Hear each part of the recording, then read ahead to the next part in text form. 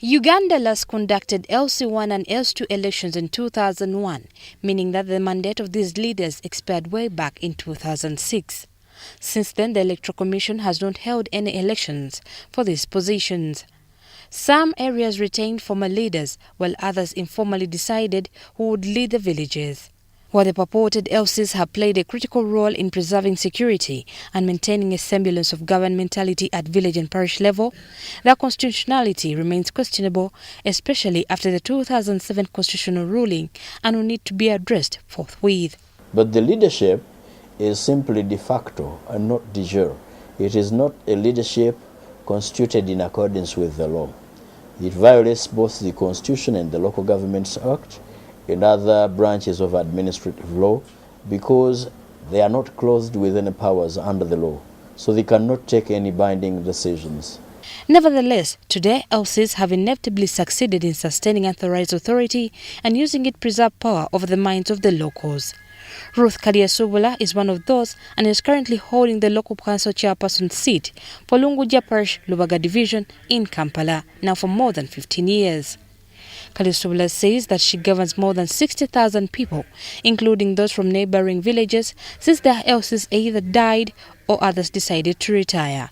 Zone ezinziridde tezikyalina ba LCs. All the zones neighboring mine have no local council chairpersons because they do not get salary. Bamemba bange banali nnonze okuba nti tukola ffenna bonna balekeraawo kati kwero si ku bantu omwenda twasigalako abantu babiri.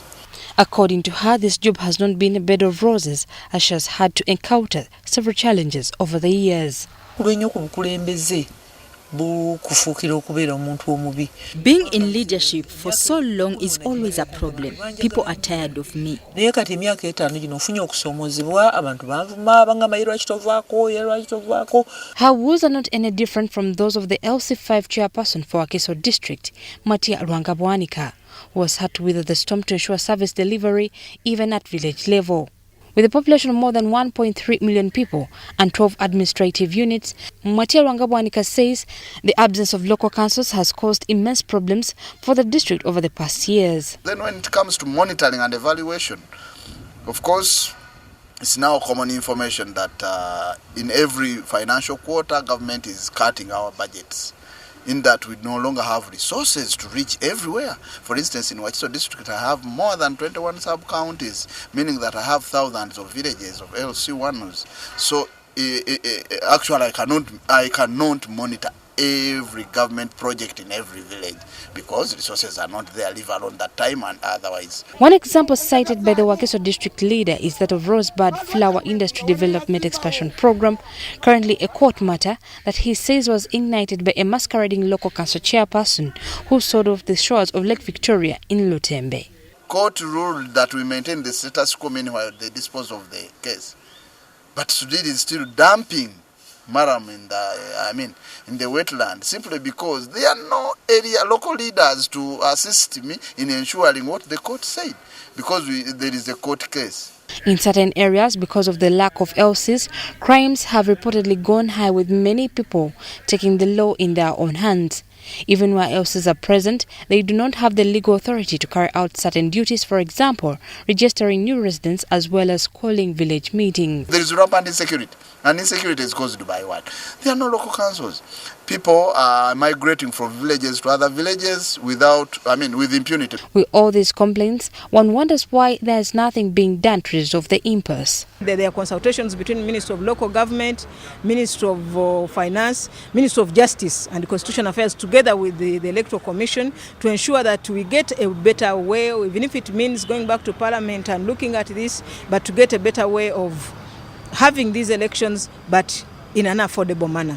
According to government, it still has a long way to go since the new proposals in the Local Government Act passed by Parliament in 2012 abolished county councils, since district councils cover the same area.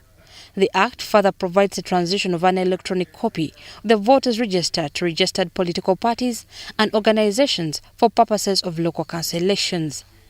It also provides for the appointment of tribunals for village and parish elections and publishing polling stations in the Gazette. All these and other requirements have escalated the cost. Contrary to when people would just stand behind their preferred candidate in an election conducted by a neutral party, it will now cost over 500 billion shillings. Members of Parliament brought in something that had not been anticipated, and that meant actually required, because they required the Electoral Commission to gazette all polling stations.